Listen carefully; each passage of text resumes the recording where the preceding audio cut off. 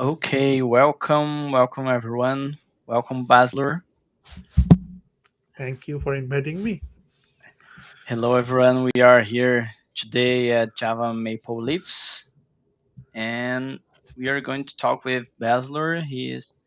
Bazlur is right. Yes, that's Bazlur. correct. Okay, Yes.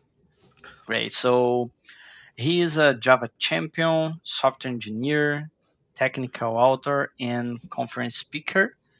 And I'm sure we're going to learn a lot with him today. So before I start, uh, if you someone have any question, please send on the chat. And yeah, I would like to. Would you like to introduce yourself first, Basler? I think you just did well. I'm Bazlur. I'm currently living in Canada from Toronto, and yeah, you just I'm a software engineer by profession, and you also mentioned about being Java champion, and yeah, I also wrote a few books. One is coming next month. Yeah, I love to talk to people. I love to go to conferences, Java user groups. Yeah, I'm a more of a community guy, so I love to involve with communities, especially you know Java communities. Great. Yeah, that's perfect.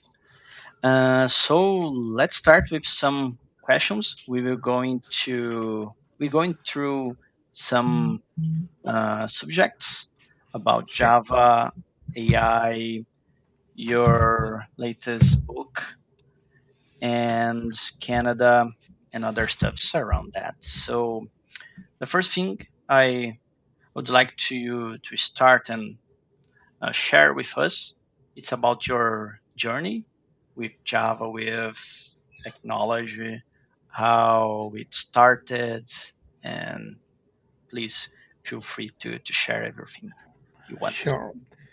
So back in university, I used to kind of experiment with different languages. For example, first semester, I started with C, and then I tried C++, and I tried a couple of other programming languages as well, Python, Java, obviously, and then Java kind of sticked with me. I loved, I fall in love with Java. It's the philosophy behind it. You can write once and sort of run everywhere. Like it can be Linux, it can be Windows. So back earlier in my university life, I used to use Windows a lot, and then I fall in love with Linux, and I saw that if I write a program in Windows, and also I can run that in Linux as well.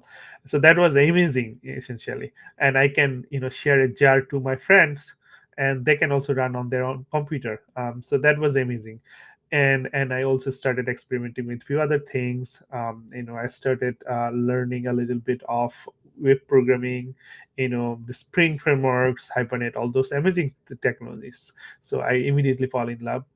And then finally, I mean, when I graduated, my first job was in a Java based company. So I worked there for 2.5 years. I mean, it was really amazing. And I involved with several projects. It was Android, it was enterprise applications, and also a few others. So I definitely enjoyed the experience as a Java developers. And that time, essentially, I started building a community called Java User Group Bangladesh. So I thought, I love to talk about these things, but how do I get to get those same minded people in the same place? And then I found out that there's a thing called Java User Group around the globe, and in most city has this thing. So I kind of went through all of this, and see and checked how they how they operate, and then based on that, I kind of started doing it on our own, in Dhaka, Bangladesh. So that's how Java User Group essentially born. And then we started keeping doing more and more, and I by doing that, I have got a lot of friends who has the same mindset. They want to talk about technology, they want to talk about the thing that we do, essentially software engineering. Mhm. So that's also helped me being involved in a community. And in then I switched to another company that was also a Java based company. So I worked there for 3 years, and it was a project that I built from scratch, and it was purely in Java. So essentially my whole career, and then from there I switched to some other companies, and a kind Yeah. of jump into one Java shop to another Java shop. So Java was kind of always with me, and the love it grew. As I get more experienced, right? I get involved with more sophisticated project, and the language itself also grew as well, right? I mean, I started with Java 6, and then now it's Java 25. So it's an amazing journey. A lot of new Yeah, things it's a lot. uh, you know is being added to this Java ecosystem. And there is tons of libraries, there is tons of IDE as well. For example, I started with a basic I think it's a something called Notepad plus plus, I think. There was another idea similar to that. It's not ID, it's more of a notepad. But then I started noticing Eclipse. Eclipse was, phenomenal experience. Wow, it can do this and that. I don't have to type a lot of things. It just I can do autocomplete. And then finally I figured there is another amazing ID, which is Eclipse. Sorry, JetBrains ID, which is IntelliJ IDEA. So it was amazing. So all those tools, all this community involvement, and the projects that we used to do, all of them essentially made me who I am right now. Yeah. Yeah, that is something motivated us to continue and keep working with Java because we I, I remember I always seeing something in movement, like people talking new library, a new Hmm. framework. So now you launched the Java 8, so a lot of new features, and the idea keeping growing help us a lot to do our work. So I and that was funny because I also started with Java in my first job as internee. I started learn Java from some guy that is my friend still today. So during this time, the company that I worked uh, had solutions in Progress. Hmm. I don't know if you know what it is, and Java. So Okay. I had the lucky to to get picked to work with Java and learn using Java 6, 2, and Spring Framework, always with web. And yeah, it was cool. I also like falling in love with Java, and it's something like Java chose me, then I choose Java, right? And uh, did you mention you started work with Linux machines or Windows machines I mean, on I in had a Windows college, mini right? I had a Windows machine back home. I used to have that for a long times when I was, young, even not before university. But Yeah. then when I went into the university, I saw that all of our labs computer are Linux based. So Oh, that really? was interesting. Yeah, yeah. Yeah, that is interesting. In my college, everything was running Windows. Okay. So I only had the So opportunity to learn Linux on the like a Linux workshop once, and uh, I think one of our director back then when I joined, I started my university. One of our director who was a real fan of Linux, and I think he essentially, I believe, I don't know the real case, but I think he convinced everyone to use Linux. And I mean, I loved Linux, and I fall in love with Linux. I think I yeah, used Linux for a long time, like at least 10 years, whole university career, and then also when I started in professionally I used Linux, you know. Uh, but later I think I was given a MacBook in a company, and then transition happened from there. But I think Linux, Mac are pretty much similar things essentially from the high level. I mean, there is a little difference here and there, but as a programmer, we love terminal, right? It's just same all these things. So Yeah, yeah. Uh, I used Linux at least for 10 years, so I yeah. love I that. also I I remember I started use Linux about 2015, I think. So nowadays I'm using Linux, and I it is for everything I need to do is better than Windows. And today I I'm think using for Pop OS.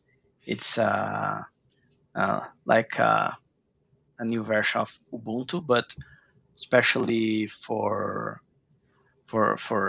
gamer laptops. And I mean, when I was at university, I used to love dig into things, right? I know it was hard to install a software in Linux back in the day. I don't know what the situation has improved or not in recent time because I don't use Linux for like 6 years, so 6 7 years. But hopefully it improved. But back in the day when I was especially at the university, installing a software would take a lot of energy, enthusiasm. So I had that enthusiasm as a university student. You have the fresh blood and you have all the things. Uh, so yeah, yeah, I mean, even if it takes the whole night to install an interesting piece of software, I would spend the whole night. Who cares? I have times, right? yeah, uh, it's my now it's problem. different. Now it's different. Now we have jobs, we have families, we have kids, and time is more precious than back then. But yeah. Yeah. Oh, we can see also Luis is a Debian guy. He loves Hey, Linux. Luis. Cool. Hey, Luis. Let me. Yeah, we have a question, but let me say hello for the guys. Hello, guys.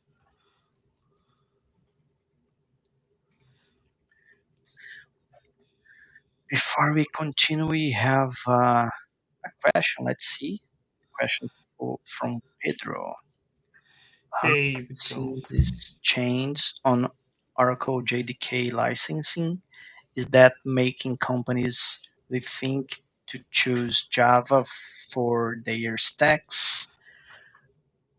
The answer is I don't think that's the case. I mean, there are so many other vendors who provided the alternative distribution. If you don't want to deal with the Oracle JDK, you can just use another one. I mean, there is Azure SDK. There is SDK from um, I think Eclipse also. I uh, there are various SDK. I mean, at least 10, 20, at least 10 distribution out there who you can use them Mhm. freely.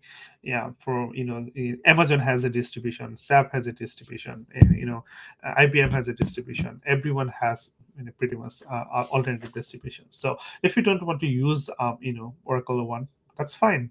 Just don't use it. Use OpenJDK. OpenJDK is also free. I mean, Yeah, uh, so yeah, I yeah, don't think those who are using Java because of Oracle changes their licensing process are going to throw away Java. It's not even possible essentially because for example, you think about it. If millions of lines of code already have already out there, they has to be maintained, right? They're not going to throw away tomorrow because those are the projects that are making money, and those are the project essentially important, making our life easy, banking transition, healthcare services, all those critical lifeline projects, mission critical projects. They're not going to throw away tomorrow because Oracle changed their yeah, license. So if you don't want to use them, just use alternative one. And OpenJDK is also free. And if you can pay license, I mean, if you're making tons of money, when I think you can also pay the license fee as well.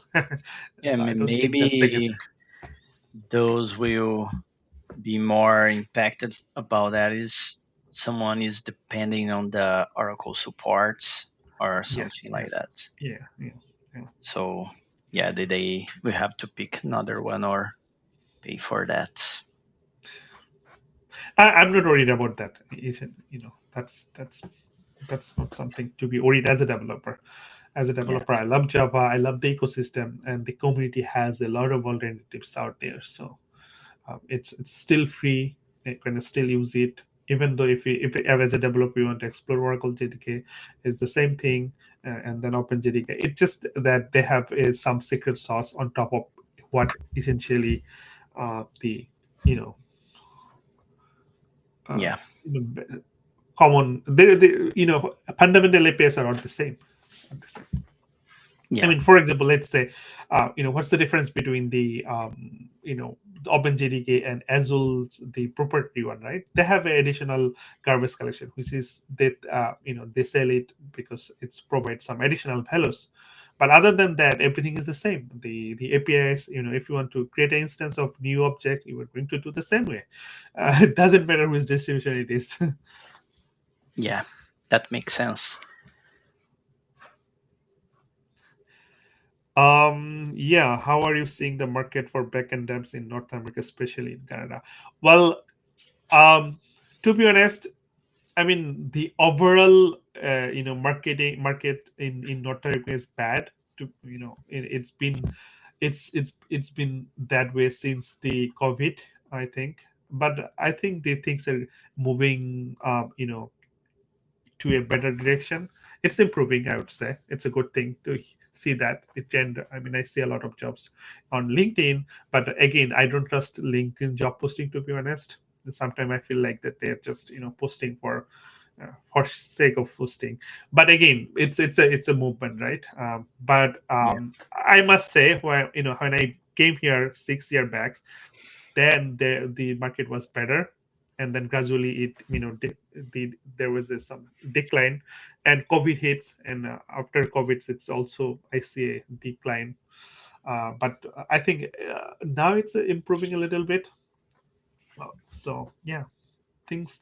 But in general, our whole world is in a bad shape, to be honest. good. Thank you for the answer. So, thank you, Pedro, for the questions. Let's move for maybe for another subject. Um, let's talk a little bit about the Java Champion.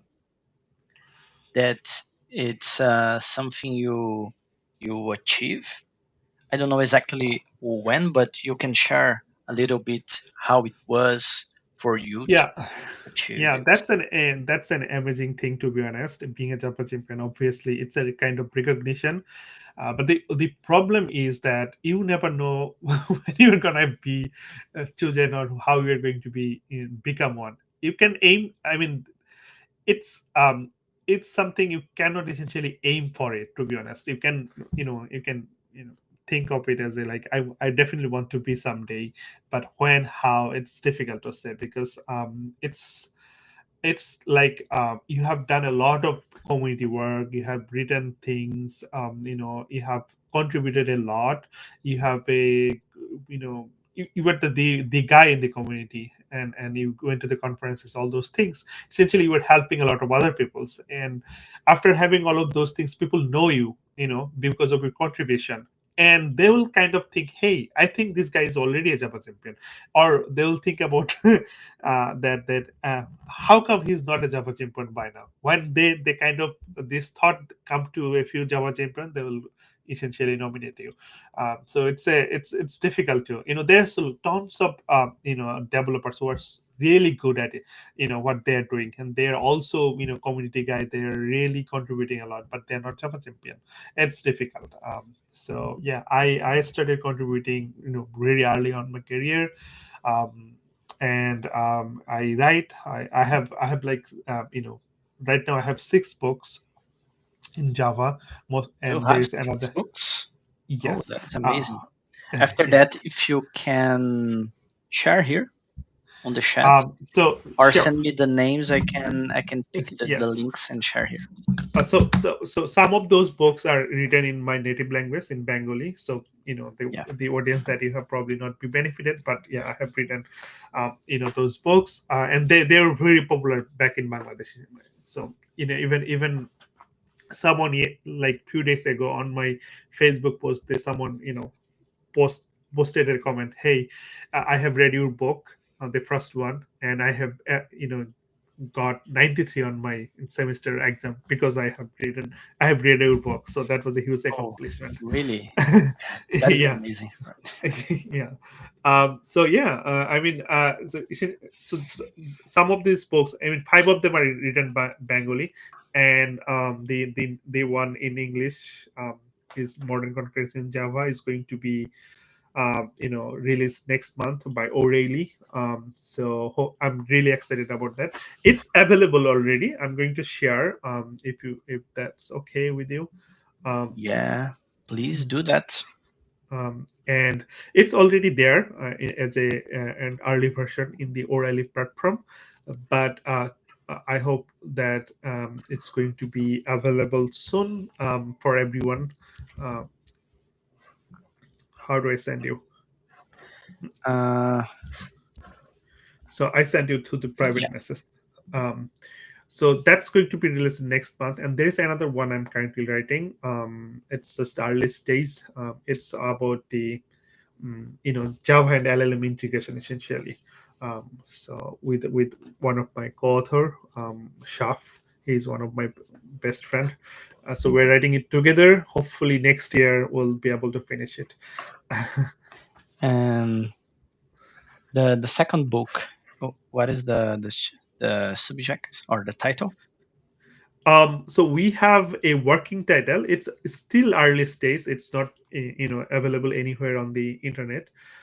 So the subject is essentially how we are going to integrate LLMs with Java and LLM integrations. So Oh, making so so cool.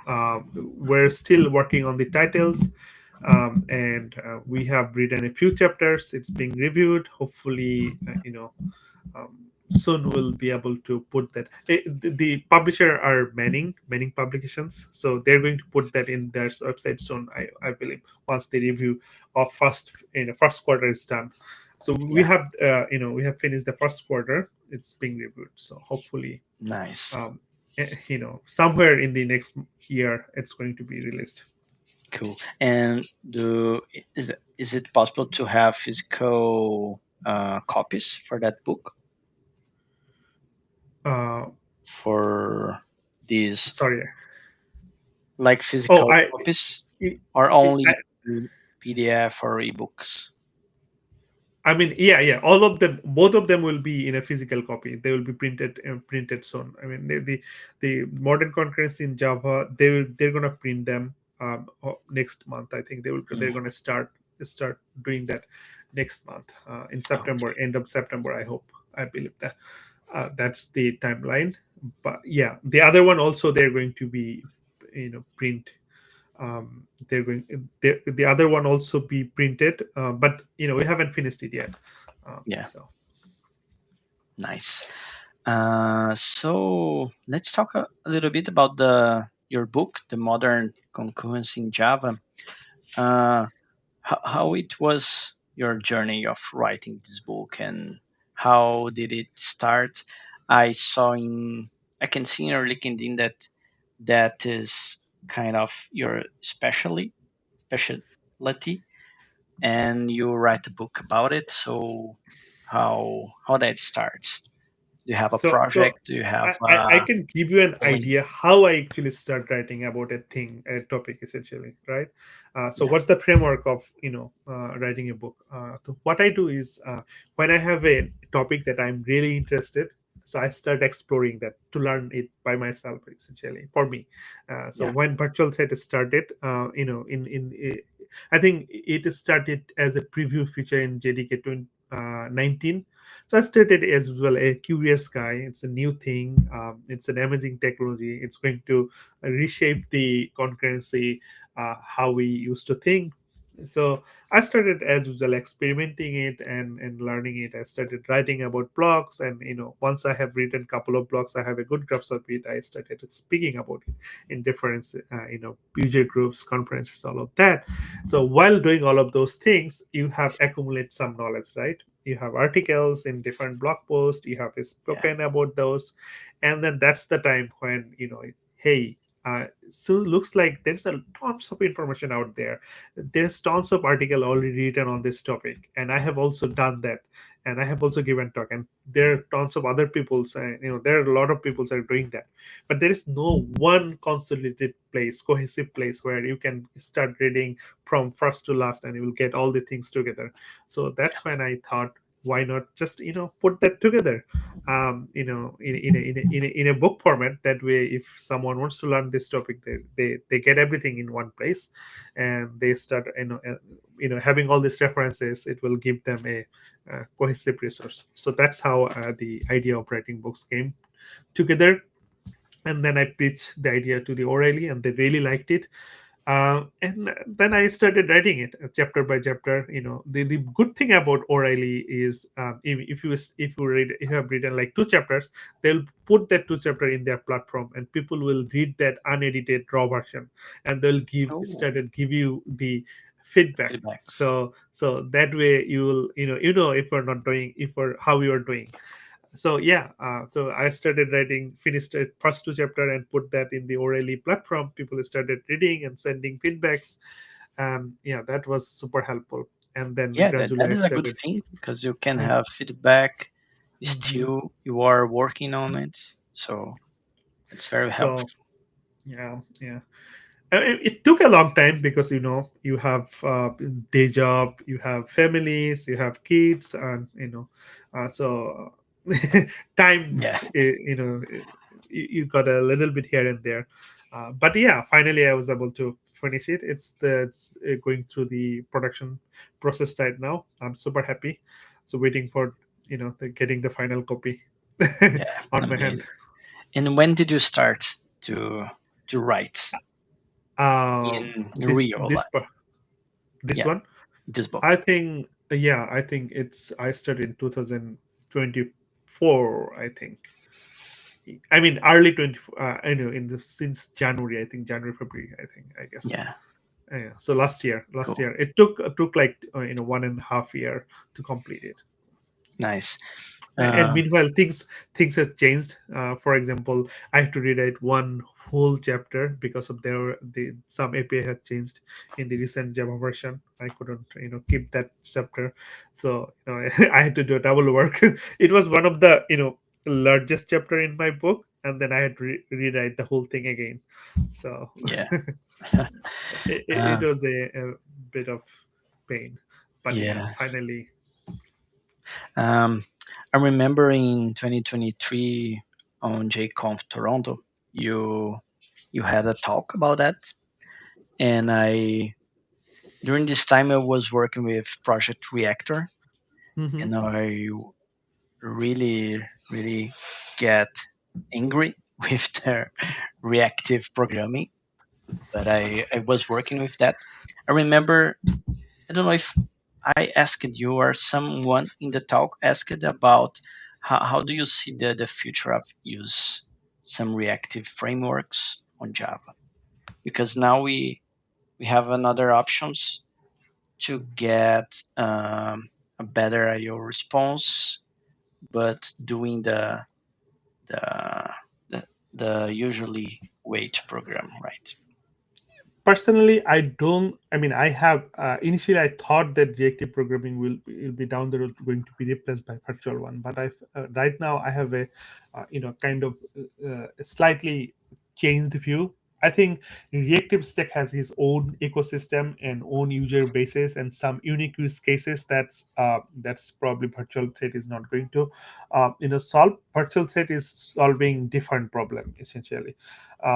So I mean, both will stay together, but for the simplicity, for the traditional work, like for example, you are writing in web applications, that's essentially, request response things. You send a request, you do a processing, you call a microservice and wait for it, and then you call another microservice, wait for it, and then accumulate this result and send back to the user.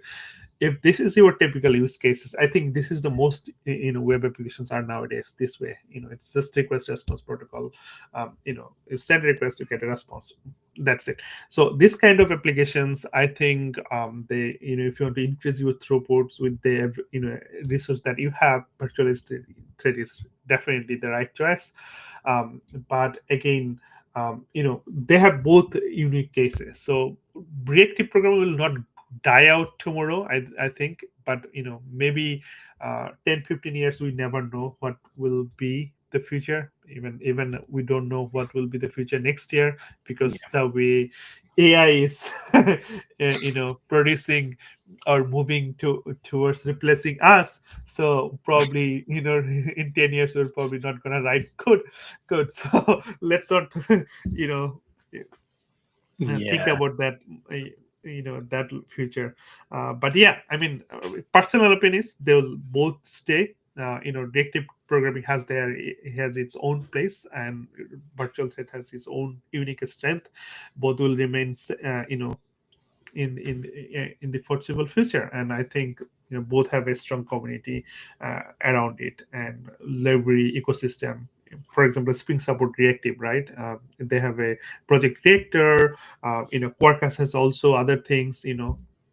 For example, Quarkus is also backed by the Reactive framework, right? But it has based on, different.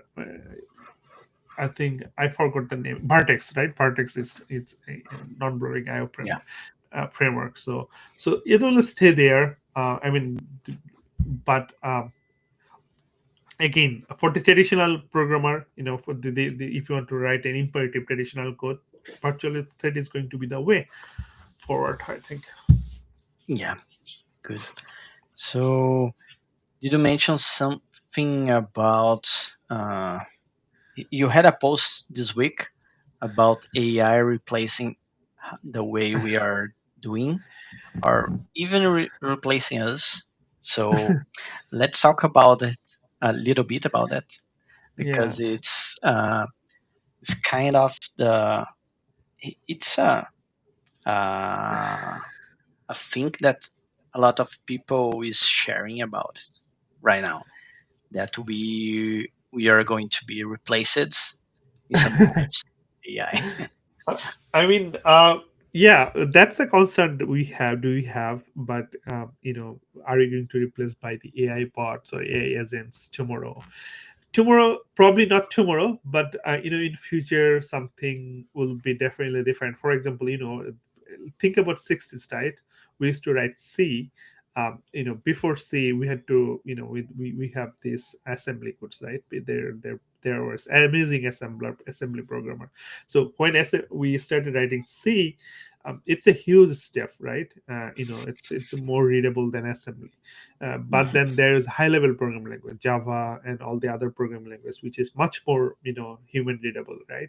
For example, the whole Java is for the language itself is essentially for the reading purpose. I mean, we don't compile Java, right? It's just I mean, machine doesn't Yeah, run Java. It machine it still runs machine code. And there is intermediate from JVM runs the bytecode essentially. So Java, the source code is essentially for us to read.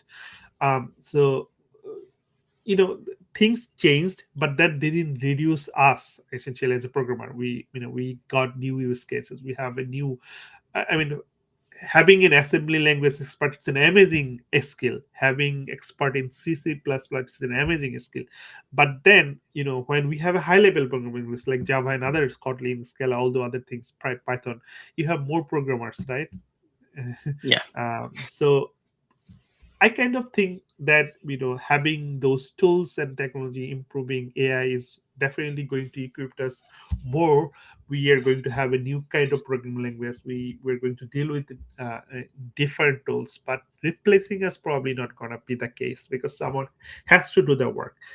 Maybe I can give you an example. Let's say there was a time when people used to write on a typewriter, and typewriter, it's an amazing skill, right? I mean, you have to learn typing, and you have to Yeah. people wrote people use that skill for a long time.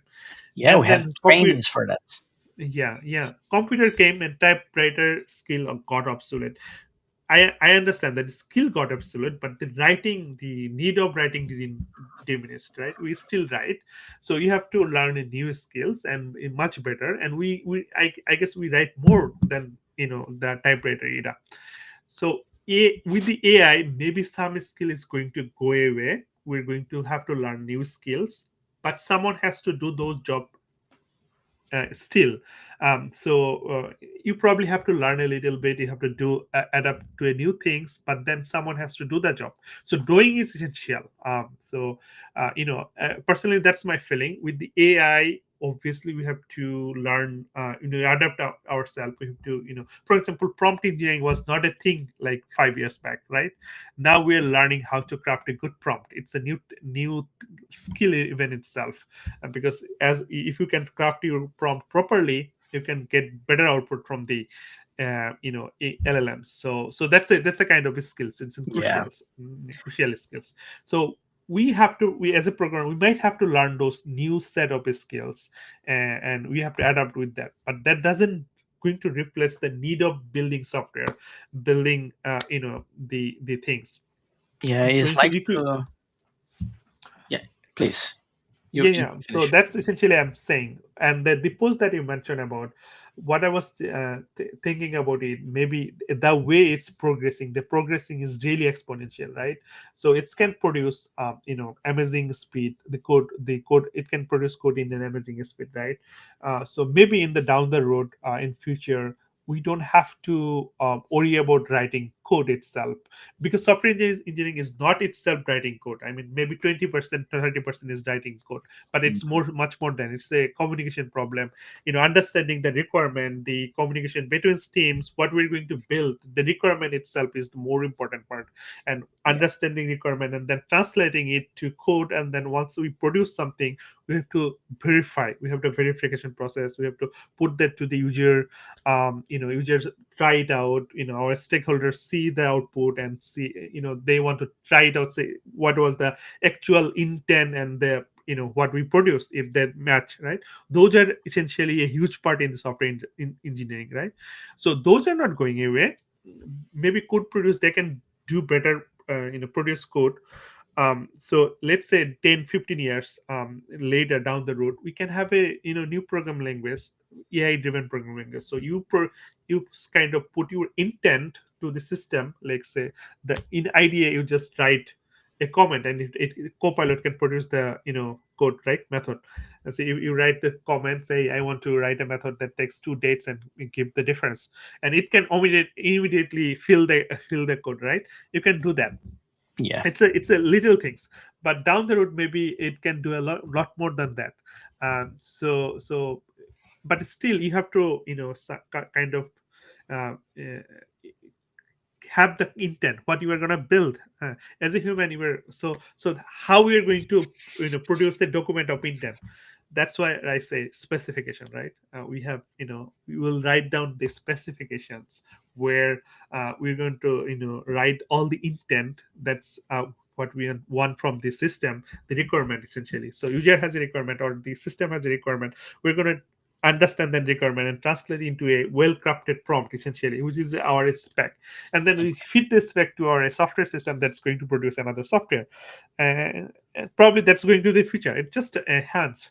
It's yeah. I just wanted to have the conversation around it, what people thinks about it. Yeah, it's like teaching someone how to create a software, right? Hmm. Because Hmm. today, if we open Cloud Code and let's start create something, we have to specify uh, libs versions, what they would to do. Uh, i- it's very good because cloud can like suggest and create Hmm. uh, how you should use REST APIs. So he can like uh, he already understand how to do the pattern to create REST API. So if I want to create an API to handle users or payments, he have a very good idea how to do it, and he'll go and do it. So I I also uh, can see in that way, but was the first time when I stop and think about it. It's in your post, and I believe that's possible. I believe. Yeah, uh, maybe we don't know the future, but we can just try to understand or predict something that's going to probably happen. It might be, it might be, it might not, but at Yeah, least it's interesting thought, thought experiment. I don't know. It's not a thought experiment. I think it's a you know discussion. I just wanted to have a nice discussion how people thinks about it, and I'm excited about the AI. The LLMs. I feel like that down the road, pretty much every software system will have some component of LLMs integrated with them. Even now, everyone is doing that already, and I see that in future it will be used more and more. It's like the metaphor that I usually use when I say about that is like electricity. Like it's in on the every household. You go to home and click on the switch, and it gives you light, right? But you don't think about how the electricity came to your house, how it where it's producing, all the details underneath it, right? You're mhm, just happy that you click on a switch and the light bulb, there's a light on your room. yeah, So it's become invisible. The whole thing is become invisible, right?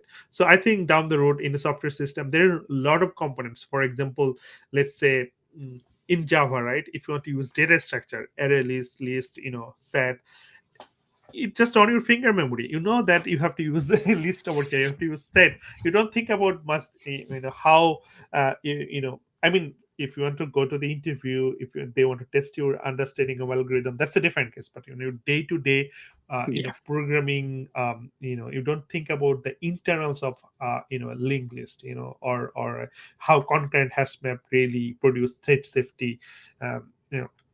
So it's just there and you use it. So I feel like that down the road in all software system there will be some component of AI. It will be abstracted in a way so that it's just a library that you add, you plug together and it will automatically work.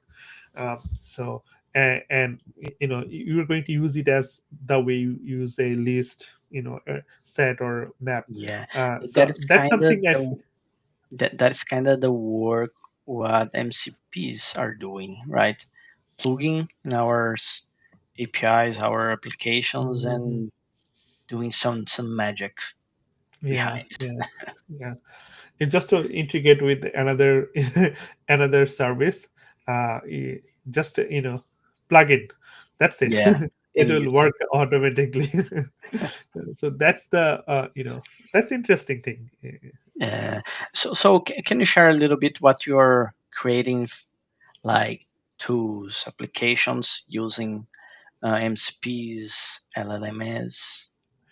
I mean, I have some, I have a newsletter that I recently started about doing, um, I kind of promised myself that I'll do it regularly, but always something came in between, right? It's not Yeah, always happen.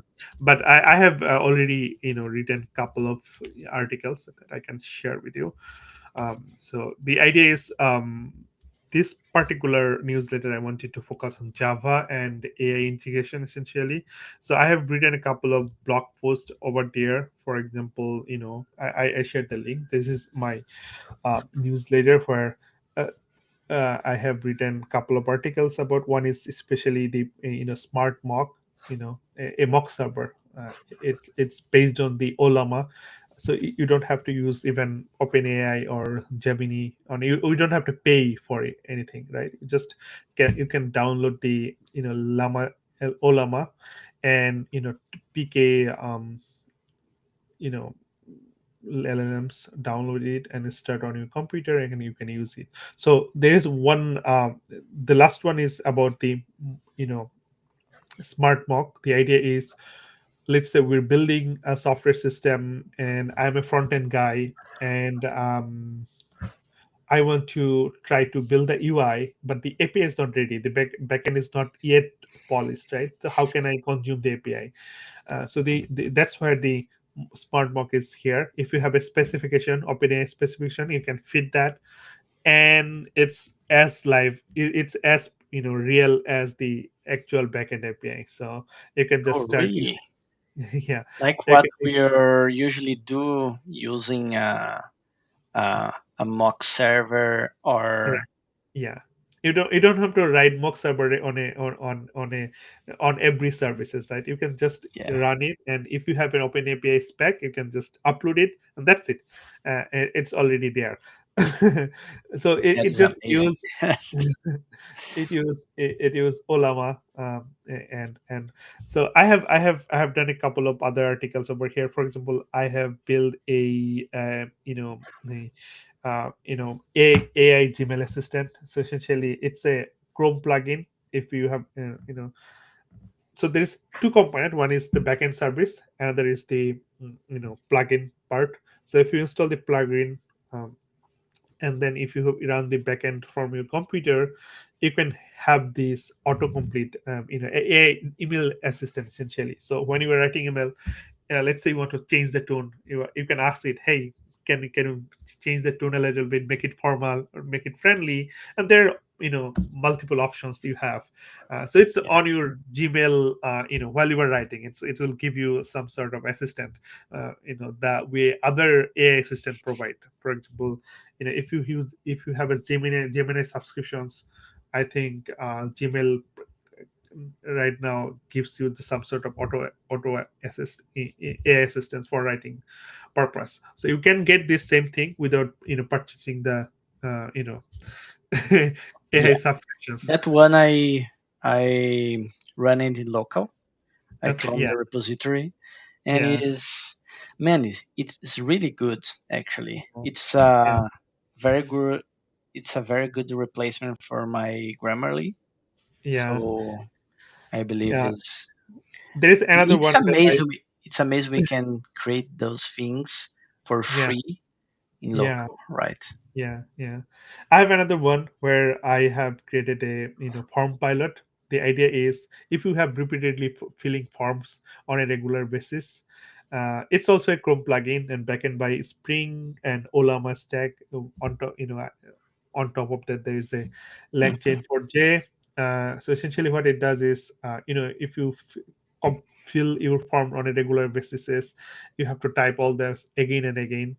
And this one is essentially, if you have a file with all this information in your project, let's say for your first name, last name, all this regular information that you address, in a file, specific file, and then you install the plugin, and there is a form. So you can just click on this button, and it will fill all the sensible defaults that you have in this file. So maybe like 50, 60, 80% of our form is going to be filled by this auto filler based on your actual information, and you are not using any OpenAI, you are not sending any information to any places over the network, it's just on your local. So yeah, something like that. I have planned to write a few more similar articles. Yeah, so that's what I'm doing. uh, Okay, I found here the building farm pilot. yes, yes, Nice. Yeah, that's open a lot of uh, options, possibilities for yeah, us, and automated work, create create a business. I don't know. It's yeah. something amazing. Take it and make a business out of it. Yeah, Send me a thank you note. create a new Grammarly or something, and you can Yeah, make money. yeah, yeah. Cool. So Oh, there's a few other ideas in my mind. I haven't gotten time to put them together, but hopefully, when I get a little bit of time, I'll write about them. So that's why I created this newsletter dedicated to the AI and LLM integration. So I'll create some, small project.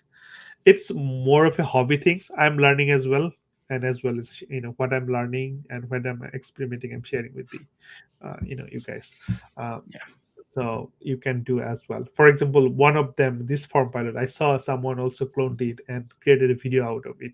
So that's how things shared, get contributed, and everyone is learning. That's the power of community essentially. Yeah, and that is the time when we have a lot of coming about AI and these words. So there is a time to learn and share, and let's see where we are going. um, let me, if you can share, do you plan to have talks for the next semesters in some place that you would like to share with someone, um or I mean, other places you I share? have submitted talks to a few conference. I haven't got the confirmation yet, but there is a conference in Prairie area in September. It's Nice. the Prairie Dev Conference. It's called. So I'm going there. They have accepted two of my talks. It's called Prairie Dev Conference. Let me see if I can give you the link. Yeah. So we can share here and people Yes. can So go if that's they want. called. It's in Manitoba. Let me. I'm trying to find the link. Sorry about that. Prairie Dev. September. Yes, it's September. So let me Yes, think. You're going to get the winter in Manitoba? No, the fall. yes, yes, yes. So I posted the link. Yeah. So that's where I'm heading. I'll be there 2 days. I have two talks accepted there.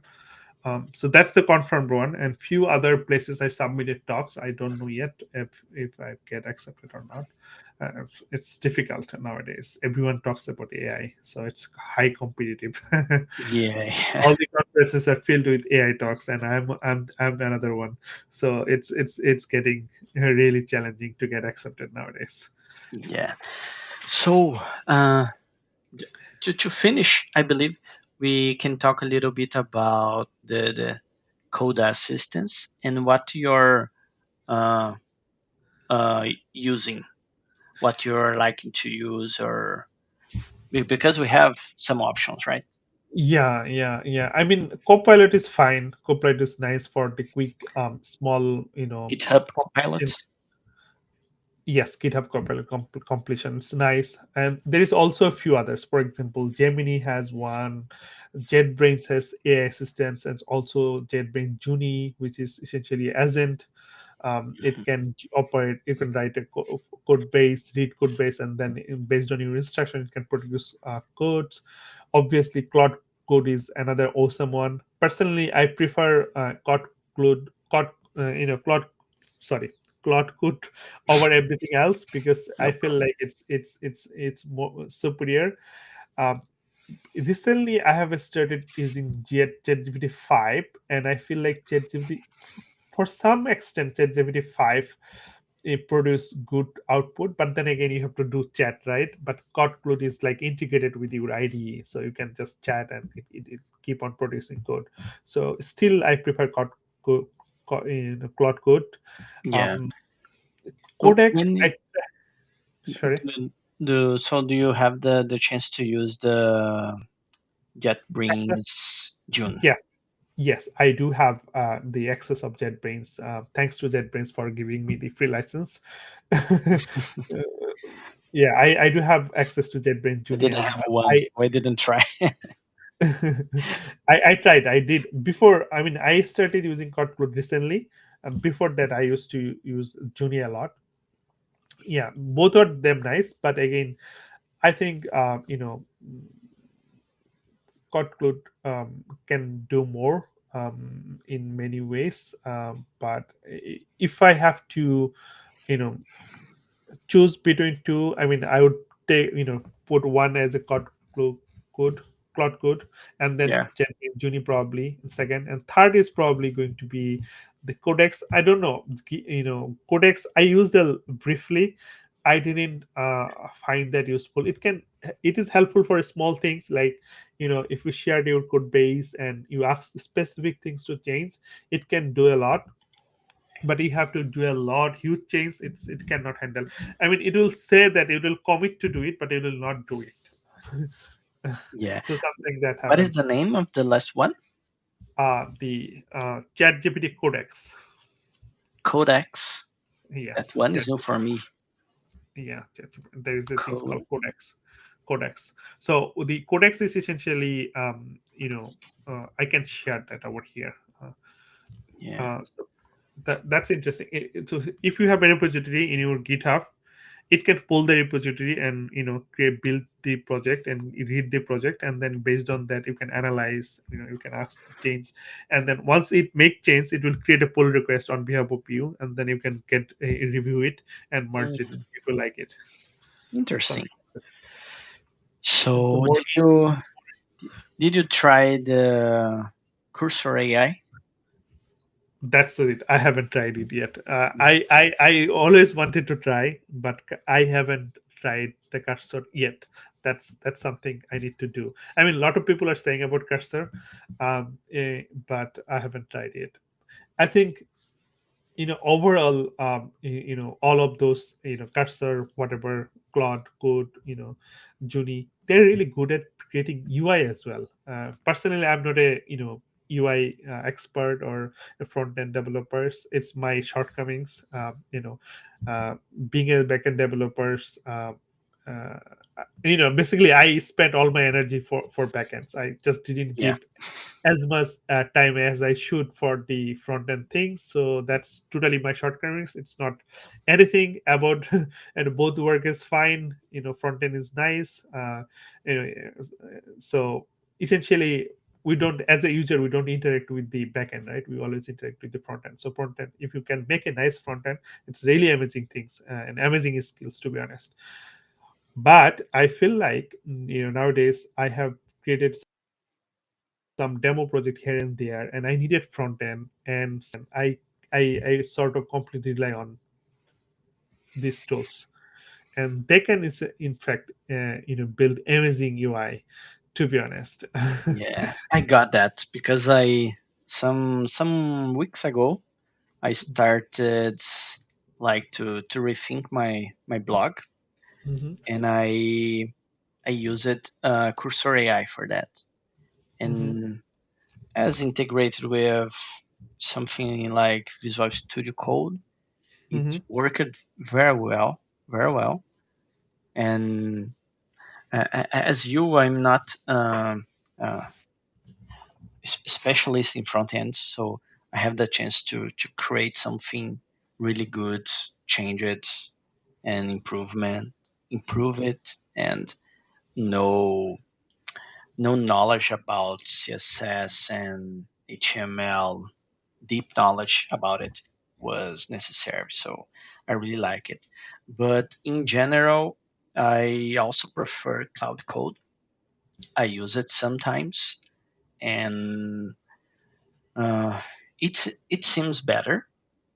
I use it for backend only at first, and creating an API in Java with Quarkus, and yeah, I only have to spend my time with the work I wanted, because he if I wanted the cloud code, it's actually do everything for me. So it was amazing. Obviously, I don't deny that it's really amazing. But again, it depends. So my experience with the real work, like it, if you want to create a little bit sophisticated work, right, it sometimes fails. So that's also you have to keep in mind. And sometimes it's really create a garbage output. It's going to say that I'm going to do this and that, and then it will end up completely, producing opposite results. So you have to be very careful about it. Yeah. Whatever it produce, you have to read them, especially, there is an old saying, right? If you want to be a greatest, if you want to write, really be a great writer, you have to read all the classics of the, other, writers. So basically, you build on top, on shoulder of others. So reading code, essentially, as a developer, it's your primary job. You have to learn how to read other codes, and that's how you improve yourself. You learn from others. So even though you are not writing code by yourself, you are using some tools, you have to definitely have the habit of reading codes, because you can easily skip that, and that's because it produces a lot of codes, quickly, and sometimes it's difficult to, follow. So and that's where things go sideways. Yeah. So make sure whatever you're producing, whatever Code review is still necessary. Yes, yes, yes, yes. So down the road, I feel like that's going to be another essential skill. Being able to read code and being able to review others' codes generated by AI, because AI is good. I mean, they can produce a lot of nice and good code, but again, there are potential areas, many areas that they will do something weird, and you probably didn't expect that. And sometimes it produces a lot of code. Then you probably need a few lines of code for specific purpose, and it will produce like wide, um, a lot of things. So you have Yeah. to definitely take a look, and code, having more code is also a headache, right? You have to maintain that code base, and it's a pro- it's a problem. So minimum code is definitely the good thing. If you can solve a certain problem with minimum amount of code, that's the best solution of it, I would say. But then if you want to start producing for using the LLM, it's going to produce a way a lot. So it just started giving you Yeah. We tens we of still have to thousands have of, a process to yeah, review, yeah, yeah, yeah. to So be merge. careful about that. And In fact, recently I wrote I read a post on a LinkedIn that someone is saying that, um, he he's a maintainer of the, PostgreSQL database itself. So you see, database is really critical applications, right? And he used some of the AI tools to release the next version, some of the code. But he said that I didn't write any line of code, but I reviewed each line of code meticulously and yeah. tested them meticulously. So that's important. Essentially, those are the skills. Writing, probably typing. Essentially, code is not always typing it, right? It's about thinking through, expressing your intent, what you are going to write, what really you want to build, right? You have to mental, picture of the thing that you want to build, right? And then the next process is how you're going to, you have an imagination on your Yeah. mind. The hard part And is translate yeah, what people need yeah, to yeah, yeah, to yeah. something technical, right? Right, right, right. So those are the skills are not going to go away. So some people will still need people for doing those kind of job. AI can produce code, that's fine. I mean, if we write high level programming language, let's say Java, it produces bytecode. We don't write bytecode by ourselves. So Yeah. and then bytecode gets translated into machine code. We don't write machine code by ourselves, but in the end of the day, execute the machine code. Yeah. So yeah. So writing part is I think easy part of the whole process. If you want to build a small project, like few thousand lines, here, that's fine, that's probably interesting. It's going to uh, give you the whole things with. But what if you have a huge project that's a millions lines of code, right? Big project that depends, uh, uh, you know it's a mission critical project, let's say banking system, or healthcare system, or some other sophisticated system that has a huge user base, that has a huge involvement. If things go sideways, it's going to be, the business going to be in loss, right? So in those critical applications, if you completely rely on AI, I don't think that's going to be anything better for you. It's down the road, it will cut you. uh, you know it will bite you, definitely. Yeah. So you have to be very very careful about that. uh, and maybe you can definitely use AI to produce code, but again, uh, what do you have to build, right? For a financial organization, you want to get a new functionality, you have to think about that functionality first of all, right? As a developers, that's your Yeah. job. And then once you isolated the specific part, then you can go AI, ask, hey, I want to build this function, this particular function. Can you do that? Otherwise, if you give the whole picture, it will produce something weird that probably you didn't intend. Yeah, I agree. I agree. I already have the some experience to when I was like tired to write and explain to the AI do something for me. So we I got a lot of trash from the AI, and that's definitely something we have to care about it. So I believe we are good.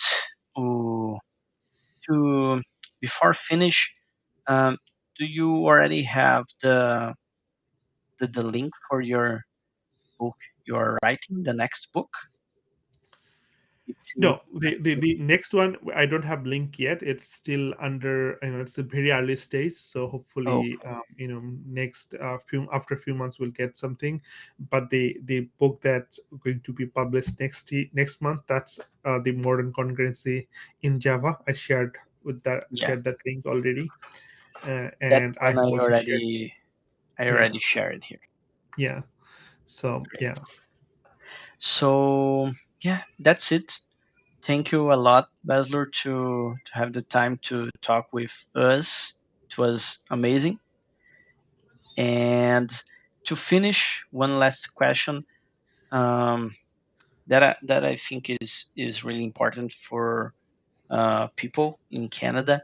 We have some like what is the word? Important thing to share for those who is looking for a job in Canada, especially in Toronto, GTA area, that could be helpful. Um, I think first of all, getting a job here in Canada, you have to be here. That's important. It's difficult to get. I mean, no, and this job sponsorship things is not. It doesn't work here. To be honest, you have to be here physically first. Or if you have the processed, like you have PR, you haven't been here already, but you have the work permit or other, let's say permanent residency card, you are back home right now. So at least get an address, so that you put on your LinkedIn that I live there. That will also give you the visibility, that uh, and first thing, obviously, they're going to ask, do you have the permit to work here? That's the first thing recruiter is going to ask you. So Yeah, remember that you shared that information, that yes, I have got the work permit, or I have got the peer, or this is our ways. So also make sure you have a visibility on LinkedIn. You properly write down all the accomplishment you have done throughout the year, your career. Write articles on your LinkedIn now and then. If you do it regularly, that would be great. That will give you the visibility boost. Nowadays it's important, right?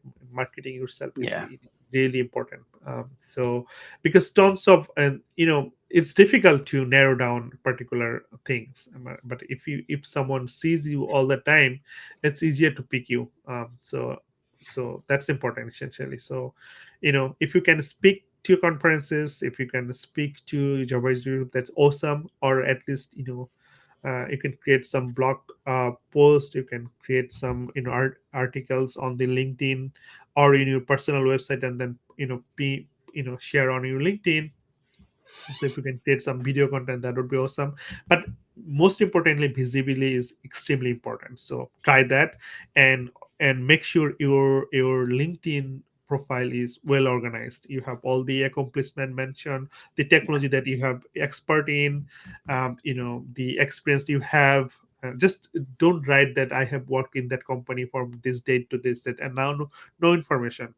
I mean, at least write something, what you did, what you have accomplished, and what your role was, specific thing you have done, and also write about those things as well.